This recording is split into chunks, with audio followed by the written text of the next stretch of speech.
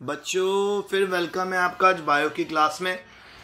और बेटा आपको मैं बताना चाहता हूं कि हम 15वें चैप्टर पे पहुंच गए। बस हमारा 16 चैप्टर रह गया, एनवायरमेंटल इश्यूज। और मोस्ट प्रोबेबली उस 16 चैप्टर के साथ ही हमारा बायो का सिलेबस खत्म हो जाएगा और हम इसके क्वेश्चन बैंक को स्टार्ट करेंगे। तो आज हमारे पास 5 नंबर में क्वेश्चन है। एक तो XC2 कंजर्वेशन बताना है हमें क्या होता है, हॉटस्पॉट्स के बारे में बताना है, बायोस्फीयर रिजर्व्स के बारे में और प्रोटेक्टेड एरियाज के बारे में। सबसे पहले मैं आपको बताना चाहता हूं XC2 कंजर्वेशन होती क्या है। ये वो कंजर्वेशन होती है सिलेक्टेड एरिया प्लांट्स और एनिमल्स की, उन जगहों की अपने होम के बाहर, ठीक है। जब हम उनके फॉर एग्जांपल एक प्लांट है हिबिस्कस रोजा और कुछ एनिमल्स हैं जो ट्रॉपिकल रीजन में अवेलेबल हैं, ठीक है। अपनी निच या अपनी हैबिटेट के बाहर भी जब ये एनिमल्स या प्लांट्स प्रेजेंट होते हैं, उनको जब हम प्रोटेक्ट करते हैं तो उसको XC2 कंजर्वेशन बोलते हैं। पढ़िए, it is conservation of selected rare plants animals in places outside their natural homes. Natural homes के बाहर भी जब हम उन्हें प्रोटेक्ट करके रखें तो हम उसको XC2 कंजर्वेशन बोलते हैं। फॉर एग्जांपल जीरोफिटिक एरिया में बेटा कैक्टस होता है, उस कैक्टस को अगर आप गमले में अपने घर में लगा लोगे, ठीक है, उस कैक्टस को जब आप घर में अपने गमले में लगा लोगे और उसकी रेयरिंग और केयरिंग करोगे तो उसको हम XC2 कंजर्वेशन बोलेंगे, ठीक है। और करते क्यों है? ताकि हम जीन बैंक्स को अच्छे से बिल्डअप कर पाए और उसकी मदद से हम नई वेराइटीज बना पाए। किस तरह से आगे उसने बताया हमें, the two are also source of genetic material for breeders and genetics. एक तो है बेटा off site collection, live collection of wild and domesticated species in botanical garden, zoological park और वाइल्ड लाइफ पार्क। इनके घर को छोड़ के, यानी जो नेचुरल हैबिटेट को छोड़ के अगर हम इनको कलेक्ट करते हैं बोटानिकल गार्डन्स में, ठीक है, बोटानिकल गार्डन्स में इनकी कलेक्शन करते हैं, जूलॉजिकल पार्क्स में इनकी कलेक्शन करते हैं, वाइल्ड लाइफ पार्क्स में इनकी कलेक्शन करते हैं, ये ऑफ साइट कलेक्शन के अंदर आते हैं। इन पार्क्स के पास बेटा सीड बैंक्स भी होते हैं, टिश्यू कल्चर फैसिलिटीज भी होती हैं और XC2 टेक्नोलॉजीज भी होती हैं। इसको हम इस्तेमाल कर सकते हैं अगर कोई पॉपुलेशन कम हो रही है किसी प्लांट और एनिमल की, तो हम उसको दोबारा से रीगेन कर सकते हैं और रीइंट्रोड्यूस कर सकते हैं स्पीशीज, ताकि हमारी हैबिटेट्स जो डिग्रेड हो रही हैं उनको भी हम रीस्टोर कर सकें। और सेकंड नंबर पे आ गया बेटा जीन बैंक। ये वो इंस्टीट्यूट होते हैं जो वाइबल सीड्स के स्टॉक को मेंटेन करके रखते हैं, ग्रोइंग प्लांट्स को मेंटेन करके रखते हैं, टिश्यू कल्चर और फ्रोजन जर्म प्लाज्म को मेंटेन करके रखते हैं जेनेटिक वेरिएबिलिटी के साथ। ये तो था पूरा XC2 कंजर्वेशन। अब हम पहुंच गए नंबर बी पे, बी पार्ट पे, जिसको हम बोलते हैं हॉट स्पॉट्स ऑफ बायोडाइवर्सिटी। बच्चों हॉट स्पॉट ऑफ बायोडाइवर्सिटी क्या है? और ये देखें, ये वो एरियाज हैं जहां पे बहुत ज्यादा डेंसिटी मिलती है बायोडाइवर्सिटी की, ठीक है। और ये वही एरिया है जहां पर थ्रेट भी बहुत ज्यादा है, खतरा भी बहुत ज्यादा है इनको, क्योंकि यहाँ पे हंटिंग अगर अंधाधुंध हो गई, एक्सेसिव हंटिंग हो गई, तो बेटा ये बायोडाइवर्सिटी के जो हॉटस्पॉट हैं ये तो डिप्लीट होने शुरू हो जाएंगे, खत्म होने शुरू हो जाएंगे। 4 फैक्टर्स हैं जो हॉटस्पॉट्स को डिटरमाइन करते हैं। एक तो है जी डिग्री ऑफ एंडेनिज्म, दूसरा है नंबर ऑफ स्पीशीज, तीसरा है डिग्री ऑफ एक्सप्लॉयटेशन, कितना एक्सप्लॉयट हो रहा है वहां पे, कितनी आप कह सकते हो हंटिंग हो रही है, कितने पेड़ों को काटा जा रहा है, और चौथा है degree of threat to habitat due to degradation. Human beings हर जगह कोई ना कोई ऐसा काम जरूर करते जा रहे हैं जिससे हमारी बायोडाइवर्सिटी को लॉस हो रहा है। हमारे पूरे वर्ल्ड में 34 हॉटस्पॉट हैं ऑल ओवर द वर्ल्ड, और यहाँ पे बायोडाइवर्सिटी को कंजर्व करने की पूरी तैयारियां की जा रही हैं। हमारे इंडिया में भी 2 हॉटस्पॉट है, एक है जी इंडो बर्मा हिमालयाज और एक है वेस्टर्न घाट्स।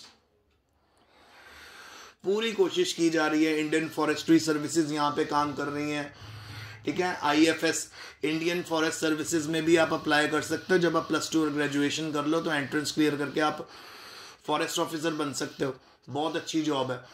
सो वो भी लगे हुए हैं ताकि वो यहाँ पर कोई भी जो एक्सप्लॉयटेशन है, जो आप अगेंस्ट लॉ जो कटाई है पेड़ों की, हंटिंग, उसको रोक सके। तो वेस्टर्न घाट्स हैं, कहाँ मिलेंगे आपको?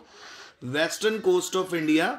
और ये डिस्टेंस कितना? 1600 किलोमीटर महाराष्ट्र में फैला हुआ है, कर्नाटका, तमिलनाडु और केरला में।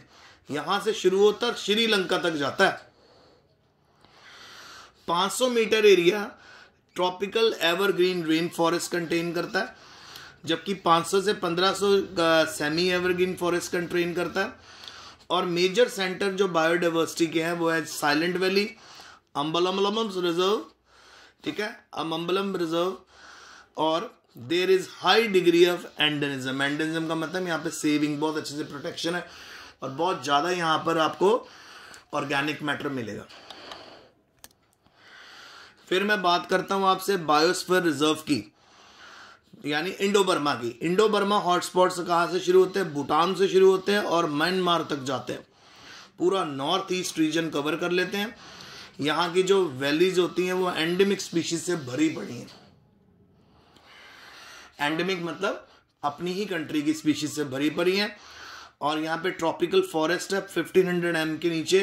और टेम्परेचर यहाँ पे जो फॉरेस्ट बिटवीन टेम्परेट फॉरेस्ट जो है 1780 और 3500 m के माइक्रोन मीटर्स के अंदर कवर होता है। सो ये था जी आपका XC2 कंजर्वेशन। फिर उसके बाद हॉटस्पॉट्स मैंने आपको करवा दिया। अब जरा देखते हैं बायोस्फीयर रिजर्व क्या चीज होती है।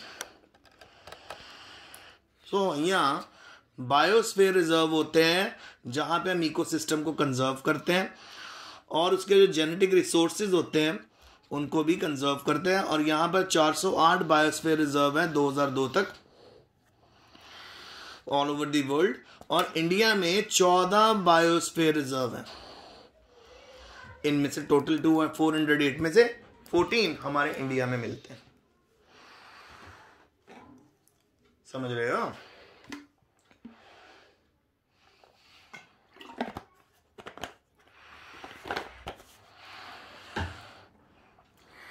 फिर आ गया बायोस्फीयर रिजर्व के जोन। एक तो है core zone, buffer zone, transition zone. Core zone है, ये प्रोटेक्टेड होता है undisturbed central part of biosphere reserve where no human activity is allowed. Core zone वो जोन है बेटा जहां पे किसी भी ह्यूमन एक्टिविटी को हम नहीं झेल सकते। सो कोर जोन में ना तो किसी भी तरह की हंटिंग होती है, ना तो किसी भी तरह के एनिमल को मारा जाता है और किसी भी तरह के पेड़ को काटा नहीं जाता। कोर जोन में बिल्कुल अलाउड नहीं है, बिल्कुल भी अलाउड नहीं है। बफर जोन, बफर जोन होता है बेटा कोर जोन के बाहर वाला एरिया होता है। सेंटर में कोर जोन के बाहर बफर जोन।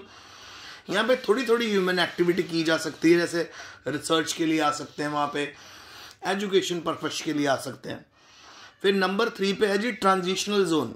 ये सबसे बाढ़ वाला जोन होता है बायोस्फीयर का, जहाँ एक्टिविटीज कैरी आउट की जाती है कोऑपरेशन के साथ, गवर्नमेंट के साथ डील करके। लोकल पीपल और रिजर्व मैनेजमेंट मिलके क्रॉपिंग भी करवा सकती है, यहाँ पे रिक्रिएशन भी करा सकती है, फॉरेस्ट्री भी करवा सकती है, पेड़ उगवा सकते हैं, सेटलमेंट्स भी हो सकती हैं विदाउट डिस्टर्बिंग इकोलॉजी, इकोलॉजी को डिस्टर्ब किए बिना। फिर फंक्शन ऑफ बायोस्फीयर रिजर्व क्या है? सबसे पहले है जी कंजर्वेशन, जेनेटिक रिसोर्सेज को बचाना, स्पीशीज इकोसिस्टम को बताना, लैंडस्केप को बचाना, ये सभी कंजर्वेशन में कवर होता है। ठीक है। फिर उसके बाद है they help in restoring of degraded ecosystem and habitat.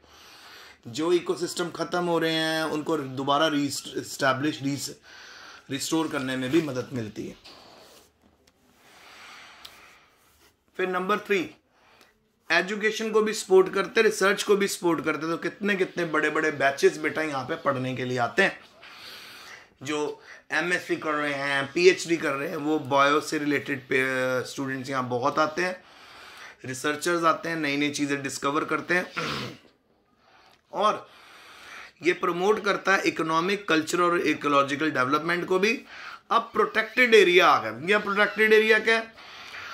ये वो इकोलॉजिकल एरिया है जहाँ बायोलॉजिकल डाइवर्सिटी बहुत अच्छे से होती है और यहाँ पे कल्चरल रिसोर्सेज को प्रोटेक्ट किया गया, बायोडाइवर्सिटी को भी प्रोटेक्ट किया गया, मेंटेन किया जाता है, उसको मैनेज किया जाता है, अलग अलग लॉज लगाए हुए हैं जिससे वहाँ पर बेटा किसी भी तरह का ओवर एक्सप्लॉयटेशन नहीं होती।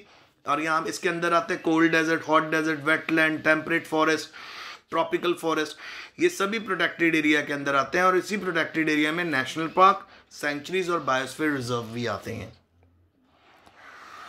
फिर बेनिफिट्स क्या है प्रोटेक्टेड एरिया का? पहला, वाइबल पॉपुलेशन मेंटेन करके रखता है नेटिव स्पीशीज की, सब स्पीशीज की और वैरायटीज की। और आगे है जी मेंटेनिंग जेनेटिक डाइवर्सिटी को भी मेंटेन करके रखता है, सारे प्लांट्स की, वैरायटीज की। और अलग अलग तरह की कम्युनिटीज और इकोसिस्टम को भी मेंटेन करने में मदद करता है, ठीक है। और जो एलियन एक्सोटिक स्पीशीज हैं उनका भी यहाँ पे ध्यान रखा जाता है कि वो वहां पर ना आए, बाहर से किसी दूसरी कंट्री से स्पीशीज को यहाँ लाके ब्रीड ना करवाया जाए, बिकॉज वो थ्रेट हो जाएगी हमारी स्पीशीज के लिए। सो फॉरेन की स्पीशीज को क्यों नहीं लाया जाता? क्योंकि फॉरेन की स्पीशीज अगर बेटा हमारी इंडिजिनस स्पीशीज की जगह ले लेंगी तो वो स्पीशीज तो हमेशा के लिए खत्म हो जाएंगी। तो ये आज का लेक्चर था बेटा, टेक केयर।